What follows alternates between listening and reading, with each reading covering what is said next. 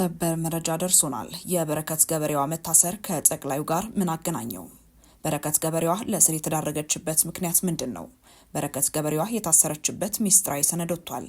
ለጠቅላዩ ከኔ ዕድሜ ቀንሶ ይስጣቸው ያለችው በረከት ገበሬዋ የሰራችው አደገኛና ከባድ ስራ ምንድን ነው የሚለውን በዝርዝር ሰዓታችን ከሌሎች መረጃዎች ጋር አጠናክረን የምናስደምጣችሁ ይሆናል። ወደ አስቀደምንላችሁ ጉዳያችን ስናመራ በረከት ገበሬዋ ለእስር የተዳረገችበት ምክንያት ምንድን ነው?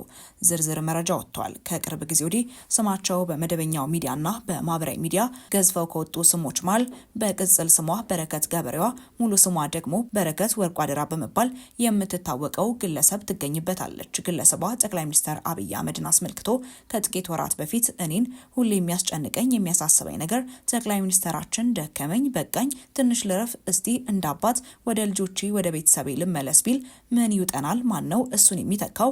ማን ነው ይሄን ሁሉ ውጥንቅጡ የወጣ ፖለቲካ የሚያቻችለው? ማን ነው? እግዚአብሔር ለኢትዮጵያ ሲል ከእኔ ዕድሜ ቀንሶ ይስጥ በሚል ንግግሯ የብዙዎች መነጋገሪያ ሆና ነበር። በረከት በእርሻ ስራ ላይ የተሰማራች የብርታት ተምሳሌት የሆነች የኢትዮጵያ ሴት ባለሀብቶች ተምሳሌትና የስራ ዕድል ፈጣሪ ተደርጋ በብዙዎች ዘንድ ትወደስ ስለነበር የመታሰሯ ዜና ከ3 ሳምንት በፊት ይፋ ሲሆን ብዙዎችን አስገርሞ ነበር። እስሩ ይፋ በሆነበት ቅጽበት አንዳንዶች በረከት ገበሬዋ እስር ቤት የገባችው በሹፌሯ ምክንያት በተፈጠረ ቀላል ችግር ነው፣ በቅርቡ ትፈታለች የሚል ማረጋጊያ የሚመስል መረጃ ማህበራዊ ሚዲያ ላይ በስፋት ሲለቁ ተስተውለው ነበር። የመረጃ ምንጫችን በዚህ ጉዳይ ላይ ያደረገው ክትትል እንደሚያሳየው ግን ጉዳዩ ከሹፌሩም ሆነ ከሌላ አካል ጋር የተገናኘ ሳይሆን ግለሰቧ በከባድ ዓመታትን በፈጀና ረጅም ሰንሰለት ባለው የማጭበርበር ድርጊት ላይ ተሳትፋለች በሚል ተጠርጥራ መሆኑን አረጋግጫለሁ ሲል መሰረት ሚዲያ ባጋራው መረጃ ላይ አስታውቋል። ታዲያ ጉዳዩ ምን ይሆን? ዋናው ጉዳይ የግብርና ምርቶችን የሚያመርተውና የሚያከፋፍለው ድርጅቷ ውስጥ ለበርካታ ሺህ ሰው በረከት ገበሬዋ የሸጠችው ሼር እንደሆነ የመረጃ ምንጫችን ከመንግስትና ጉዳዩን ከሚያውቁ ሌሎች የመረጃ ምንጮችም ማረጋገጡን አስታውቋል። በመጀመሪያ 45 ሰዎች ገደማ ከፍተኛ መጠን ያለው ብር ይዛ ተሰወረችብን በሚል የተጀመረ ምርመራ ነበር። በኋላ ላይ ሲጣራ ለማየት እንደተቻለው በሼር ሽያጭ ዙሪያ የወጡ ደንበኞች በመተላለፍ ጭምርም 2 የሽርክና ውሎችን በማዘጋጀት ስትሸጥም ተገኝታለች የሚሉ የመንግስትም ምንጮች ናቸው። በዚህ መሰረትም በመጀመሪያ ምድብ 1 ሚሊዮን ብር፣ በሁለተኛ ምድብ 500 ሺህ ብር በስፋት ሲሸጥ መቆየቱም ታውቋል። 45ቱ ሰዎች የመጀመሪያዎቹ ይሁኑ እንጂ ምናልባትም በመቶዎችና በሺዎች የሚቆጠሩ ግለሰቦች የድርጊቱ ሰለባ ሳይሆኑ እንዳልቀረ መረጃዎችም ያሳያሉ። ይህም ከበርካታ 100 ሚሊዮን እስከ ቢሊዮኖች በዚህ መልኩ በግለሰቧ ሳይሰበሰብ እንዳልቀረም ተገምቷል።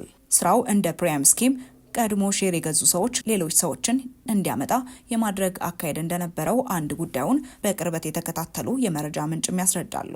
ከአንድ ቤተሰብ በ2፣ 3 እና 4 ሰው ስም ሼር የገዙ አሉ። ግለሰቧ ደግሞ ለዚህ አንዱና ዋነኛው ማሳመኛዋ ከመንግስት ጋር በቅርበት እንደምትሰራ መናገሯና ከባለስልጣናት ጋር አብራ የተነሳቻቸው ፎቶዎችን በስፋት መልቀቋም ነው ይላሉ የመረጃ ምንጫችን። ገንዘባቸውን ከከፈሉ ሰዎች እንደተረዳው በረከት ገበሬዋ በተለይ ከጠቅላይ ሚኒስትር አብይ አህመድ ከደህንነት ቢሮ ኃላፊ አቶ ሬድዋን ሁሴን እና ከፌዴራል ፖሊስ ኮሚሽነር ጀነራል ደመላሽ ገብረ ሚካኤል ጋር የቅርብ ትውውቅ እንዳላት በስፋት ስትናገርና ህዝብን ለማሳመን ስትጠቀምበት ነበርም ተብሏል። ወደ ቀጣይ ጉዳያችን ስናመራ የፕሬዝዳንት ኢሳያስ ወደ ሳውዲ አረቢያ ያደረጉት ጉዞ ኤርትራ ከቀይ ባህር አካባቢ ካሉ ታላላቅ ኃይሎች ጋር ያላትን ግንኙነት የማጠናከር የቆየ ዲፕሎማሲያዊ አካሄድ ነው። በተለይ ከሳውዲ ከፍተኛ ልዑክ መሪ ጋር መገናኘታቸው የሁለቱ ሀገራት ፍላጎቶች በስትራቴጂካዊ መልኩ መጣጣም ላይ ትኩረት እንደሚያደርጉም ያሳያል። በቀይ ባህር ላይ የጋራ ፍላጎት የሳውዲ አረቢያና የኤርትራ ግንኙነት ዋነኛ ትኩረት የቀይ ባህርን ደህንነትና ንግድ መስመርን ማረጋገጥ ነው።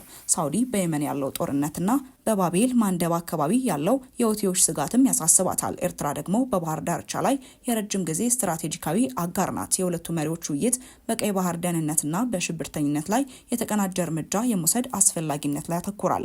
ሳውዲ አረቢያ ቪዥን 2030 በተሰኘው የለውጥ እቅዷ መሰረት ቀይ ባህርን የንግድና የኢኮኖሚ ማዕከል ለማድረግም ትጥራለች። ኤርትራ ያሏት ወደቦች እንደ ምጽዋና አሰብ በሳውዲ ባህር ላይ ኢንቨስትመንቶች ውስጥ ሚና እንዲኖራቸው የውይይቱ አንዱ ርዕስ ሊሆንም ይችላል። የኤርትራ የኢኮኖሚ ዲፕሎማሲ ውስጥ ፕሬዝዳንት ኢሳያስ በጉብኝታቸው ወቅት የኤርትራን አጣዳፊ የኢኮኖሚ ፍላጎቶችም ለማሟላትም ይጥራሉ። ኤርትራ ከውጭ ኢንቨስትመንቶች ጋር ያላትን ግንኙነት ለማጠናከር ጥረት ታደርጋለች። ከሳውዲ በኩል የቀጥታ የፋይናንስ ድጋፍ ለኤርትራ የመሰረተ ልማት ፕሮጀክቶች፣ መንገዶች፣ ወደቦች፣ የማዕድን ዘርፍ የልማት ብድር ወይም ኢንቨስትመንት ማግኘትን በተመለከተ ድርድር ይካሄዳል። ኤርትራ በባህር ዳርቻዋ ላይ ባለው ሰፊ የአሳ ሀብትና በማዕድናት ሀብት ዘርፎች ላይ ከሳውዲ ኩባንያዎች ጋር የጋራ የኢንቨስትመንት እድሎችን ለመፍጠርም ትፈልጋለች። ሳውዲ እነዚህን ዘርፎች ማልማት የኤርትራን ኢኮኖሚ ገለልተኛነት ለማጠናከር ይረዳል። የኢሳያስ ጉብኝት በአፍሪካ ቀንድ ባለው ወቅታዊ ዲፕሎማሲያዊ ሚዛን ላይ ተጽዕኖም ይኖረዋል። የኤርትራና የኢትዮጵያ ግንኙነት ሁሌም ቢሆን የዓለም አቀፍና የቀጠናው ኃይሎች የትኩረት ማዕከል ነው። በሳውዲና በኢትዮጵያ መካከል ያለው ግንኙነትም እያደገ ባለበት በዚህ ወቅትም ኤርትራ ከሳውዲ ጋር ያላትን ትስስር ማጠናከሯን የቀጠናውን የዲፕሎማሲ ካርታ የበለጠ ውስብስብ ያደርገዋል። ሳውዲ አረቢያ በአፍሪካ ቀንድ ውስጥ በተለይም ከቀይ ባህር አካባቢ ካሉ የአረብ ያልሆኑ ሀገራት ያላትን ግንኙነት ማጠናከር ትፈልጋለች። የኤርትራ ጉብኝት የሳውዲን በቀይ ባህር ክልላዊ ትስስር ላይ ያላት የዲፕሎማሲያዊ ተሰሚነትም ለመጨመርም ያለመ ነው። የፕሬዝዳንት ኢሳያስ የሪያድ ጉብኝት ከቀላል የፕሮቶኮል ጉዞ የዘለለ ነው። በጉብኝቱ ወቅትም የቀይ ባህርን ደህንነት፣ የኤርትራን ኢኮኖሚ የማሻሻል ፍላጎትና የሳውዲን የቀጠናዊ የበላይነት ፍላጎት የሚያጣጥም የጋራ ስትራቴጂ እየተፈጠረም ነው። ይህ ትብብር በአፍሪካ ቀንድና በቀይ ባህር አካባቢ ያለውን የኃይልና የኢኮኖሚ ሚዛን በመቀየር ረገድ ትልቅ ሚና ይጫወታል ተብሎም ይጠበቃል። የፕሬዝዳንት ኢሳያስ ጉብኝት የሳውዲን የቀይ ባህር መረጋጋት የኢኮኖሚ ልማታችን መሰረት ነው የሚለው ስትራቴጂያዊ መርህ በተግባር ለማዋል ያላትን ቁርጠኝነት ያንጸባርቃል። ውድ ተመልካቾቻችን ለእሳቱ የነበረን መረጃ ይህንን ይመስል ነበር። አብራችሁን ስለነበራችሁ እጅግ አድርገን እናመሰግናለን። በቀጣይ እስክንገናኝ ድረስ መልካም ቆይታ። ሰበር መረጃ ደርሶናል። የበረከት ገበሬዋ መታሰር ከጠቅላዩ ጋር ምን አገናኘው? በረከት ገበሬዋ ለእስር የተዳረገችበት ምክንያት ምንድን ነው? በረከት ገበሬዋ የታሰረችበት ሚስጥራዊ ሰነድ ወጥቷል። ለጠቅላዩ ከኔ እድሜ ቀንሶ ይስጣቸው ያለችው በረከት ገበሬዋ የሰራችው አደገኛና ከባድ ስራ ምንድነው የሚለውን በዝርዝር ሰዓታችን ከሌሎች መረጃዎች ጋር አጠናክረን የምናስደምጣችሁ ይሆናል። ወር አስቀደምንላችሁ ጉዳያችን ስናመራ በረከት ገበሬዋ ለእስር የተዳረገችበት ምክንያት ምንድን ነው? ዝርዝር መረጃ ወጥቷል። ከቅርብ ጊዜ ወዲህ ስማቸው በመደበኛው ሚዲያና በማህበራዊ ሚዲያ ገዝፈው ከወጡ ስሞች መሃል በቅጽል ስሟ በረከት ገበሬዋ፣ ሙሉ ስሟ ደግሞ በረከት ወርቁ አደራ በመባል የምትታወቀው ግለሰብ ትገኝበታለች። ግለሰቧ ጠቅላይ ሚኒስትር አብይ አህመድን አስመልክቶ ከጥቂት ወራት በፊት እኔን ሁሌ የሚያስጨንቀኝ የሚያሳስበኝ ነገር ጠቅላይ ሚኒስትራችን ደከመኝ፣ በቃኝ፣ ትንሽ ልረፍ፣ እስቲ እንዳባ ወደ ልጆቼ ወደ ቤተሰቤ ልመለስ ቢል ምን ይውጠናል? ማን ነው እሱን የሚተካው? ማን ነው ይሄን ሁሉ ውጥንቅጡ የወጣ ፖለቲካ የሚያቻችለው? ማን ነው? እግዚአብሔር ለኢትዮጵያ ሲል ከእኔ እድሜ ቀንሶ ይስጥ በሚል ንግግሯ የብዙዎች መነጋገሪያ ሆና ነበር። በረከት በእርሻ ስራ ላይ የተሰማራች የብርታት ተምሳሌት የሆነች የኢትዮጵያ ሴት ባለሀብቶች ተምሳሌትና የስራ ዕድል ፈጣሪ ተደርጋ በብዙዎች ዘንድ ትወደስ ስለነበር የመታሰሯ ዜና ከ3 ሳምንት በፊት ይፋ ሲሆን ብዙዎችን አስገርሞ ነበር። እስሩ ይፋ በሆነበት ቅጽበት አንዳንዶች በረከት ገበሬዋ እስር ቤት የገባችው በሹፌሯ ምክንያት በተፈጠረ ቀላል ችግር ነው፣ በቅርቡ ትፈታለች የሚል ማረጋጊያ የሚመስል መረጃ ማህበራዊ ሚዲያ ላይ በስፋት ሲለቁ ተስተውለው ነበር። የመረጃ ምንጫችን በዚህ ጉዳይ ላይ ያደረገው ክትትል እንደሚያሳየው ግን ጉዳዩ ከሹፌሩም ሆነ ከሌላ አካል ጋር የተገናኘ ሳይሆን ግለሰቧ በከባድ ዓመታትን በፈጀና ረጅም ሰንሰለት ባለው የማጭበርበር ድርጊት ላይ ተሳትፋለች በሚል ተጠርጥራ መሆኑን አረጋግጫለሁ ሲል መሰረት ሚዲያ ባጋራው መረጃ ላይ አስታውቋል። ታዲያ ጉዳዩ ምን ይሆን? ዋናው ጉዳይ የግብርና ምርቶችን የሚያመርተውና የሚያከፋፍለው ድርጅቷ ውስጥ ለበርካታ ሺህ ሰው በረከት ገበሬዋ የሸጠችው ሼር እንደሆነ የመረጃ ምንጫችን ከመንግስትና ጉዳዩን ከሚያውቁ ሌሎች የመረጃ ምንጮችም ማረጋገጡን አስታውቋል። በመጀመሪያ 45 ሰዎች ገደማ ከፍተኛ መጠን ያለው ብር ይዛ ተሰወረችብን በሚል የተጀመረ ምርመራ ነበር። በኋላ ላይ ሲጣራ ለማየት እንደተቻለው በሼር ሽያጭ ዙሪያ የወጡ ደንበኞች በመተላለፍ ጭምርም 2 የሽርክና ውሎችን በማዘጋጀት ስትሸጥም ተገኝታለች የሚሉ የመንግስትም ምንጮች ናቸው።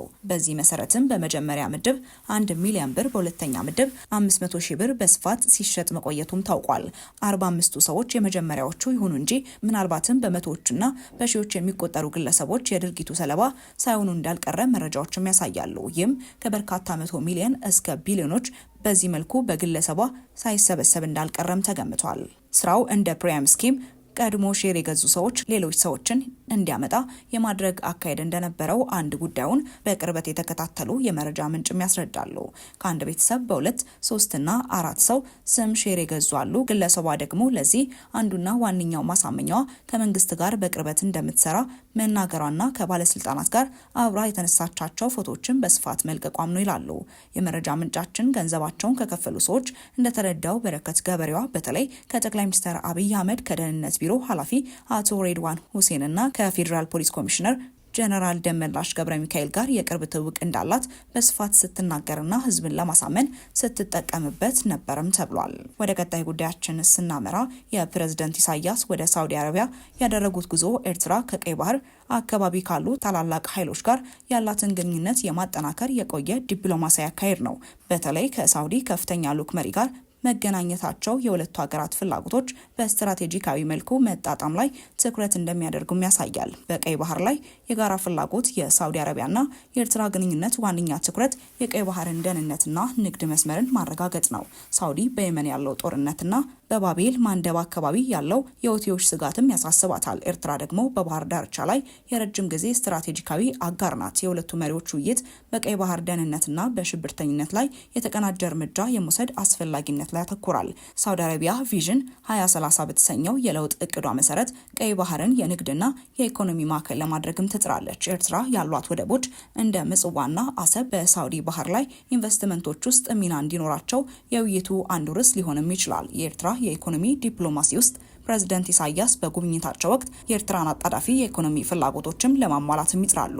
ኤርትራ ከውጭ ኢንቨስትመንቶች ጋር ያላትን ግንኙነት ለማጠናከር ጥረት ታደርጋለች። ከሳውዲ በኩል የቀጥታ የፋይናንስ ድጋፍ ለኤርትራ የመሰረተ ልማት ፕሮጀክቶች፣ መንገዶች፣ ወደቦች፣ የማዕድን ዘርፍ የልማት ብድር ወይም ኢንቨስትመንት ማግኘትን በተመለከተ ድርድር ይካሄዳል። ኤርትራ በባህር ዳርቻዋ ላይ ባለው ሰፊ የአሳ ሀብትና በማዕድናት ሀብት ዘርፎች ላይ ከሳውዲ ኩባንያዎች ጋር የጋራ የኢንቨስትመንት እድሎችን ለመፍጠርም ትፈልጋለች። ሳውዲ እነዚህን ዘርፎች ማልማት የኤርትራን ኢኮኖሚ ገለልተኛነት ለማጠናከር ይረዳል። የኢሳያስ ጉብኝት በአፍሪካ ቀንድ ባለው ወቅታዊ ዲፕሎማሲያዊ ሚዛን ላይ ተጽዕኖም ይኖረዋል። የኤርትራና የኢትዮጵያ ግንኙነት ሁሌም ቢሆን የዓለም አቀፍና የቀጠናው ኃይሎች የትኩረት ማዕከል ነው። በሳውዲና በኢትዮጵያ መካከል ያለው ግንኙነትም እያደገ ባለበት በዚህ ወቅትም ኤርትራ ከሳውዲ ጋር ያላትን ትስስር ማጠናከሯን የቀጠናውን የዲፕሎማሲ ካርታ የበለጠ ውስብስብ ያደርገዋል። ሳውዲ አረቢያ በአፍሪካ ቀንድ ውስጥ በተለይም ከቀይ ባህር አካባቢ ካሉ የአረብ ያልሆኑ ሀገራት ያላትን ግንኙነት ማጠናከር ትፈልጋለች። የኤርትራ ጉብኝት የሳውዲን በቀይ ባህር ክልላዊ ትስስር ላይ ያላት የዲፕሎማሲያዊ ተሰሚነትም ለመጨመርም ያለመ ነው። የፕሬዝዳንት ኢሳያስ የሪያድ ጉብኝት ከቀላል የፕሮቶኮል ጉዞ የዘለለ ነው። በጉብኝቱ ወቅትም የቀይ ባህርን ደህንነት፣ የኤርትራን ኢኮኖሚ የማሻሻል ፍላጎትና የሳውዲን የቀጠናዊ የበላይነት ፍላጎት የሚያጣጥም የጋራ ስትራቴጂ እየተፈጠረም ነው። ይህ ትብብር በአፍሪካ ቀንድና በቀይ ባህር አካባቢ ያለውን የኃይልና የኢኮኖሚ ሚዛን በመቀየር ረገድ ትልቅ ሚና ይጫወታል ተብሎም ይጠበቃል። የፕሬዝዳንት ኢሳያስ ጉብኝት የሳውዲን የቀይ ባህር መረጋጋት የኢኮኖሚ ልማታችን መሰረት ነው የሚለው ስትራቴጂያዊ መርህ በተግባር ለማዋል ያላትን ቁርጠኝነት ያንጸባርቃል። ውድ ተመልካቾቻችን ለእሳቱ የነበረን መረጃ ይህንን ይመስል ነበር። አብራችሁን ስለነበራችሁ እጅግ አድርገን እናመሰግናለን። በቀጣይ እስክንገናኝ ድረስ መልካም ቆይታ